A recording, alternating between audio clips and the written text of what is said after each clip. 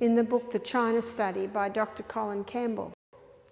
This guy was trained in medicine, he became a vet, and he was taught that if you want protein, it must be meat, and if you want calcium, it must be milk. And he went to the Philippines because children were dying of liver cancer between the age of 8 and 10 years of age. And he presumed that the poorer children would be dying and the wealthy children not dying as much, because the poorer children are eating a very simple basic diet, but the wealthy children are having what Time magazine called the meat sweet diet: high meat, high dairy, high refined. But when he went to the Philippines, he found that the village children weren't dying as much as the city children.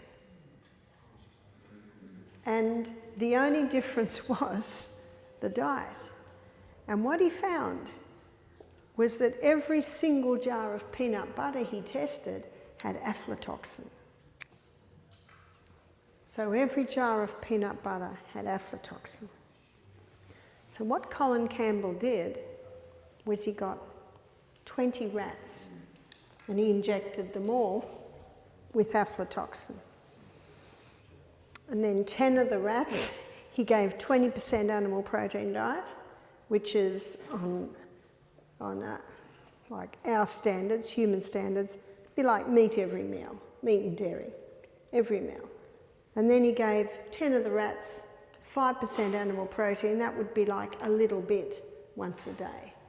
And he said that, see, rats live 2 years, and rats have a very similar digestive tract to humans. That's why they experiment on rats, because you can see what would happen into a human in 70 years would happen to a rat in 2 years. And he said the rats on 20% animal protein, at the end of 2 years, nearly all of them were dead from liver cancer. But he said the rats with the 5% animal protein diet, no cancer. And yet they'd all been fed with aflatoxin.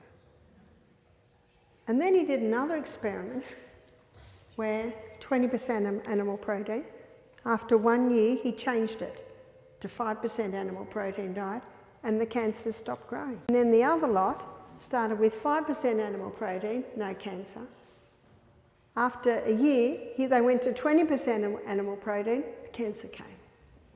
He said, I've never seen this in research, that you could switch the cancer on and off by the amount of meat and dairy products he was giving the rats.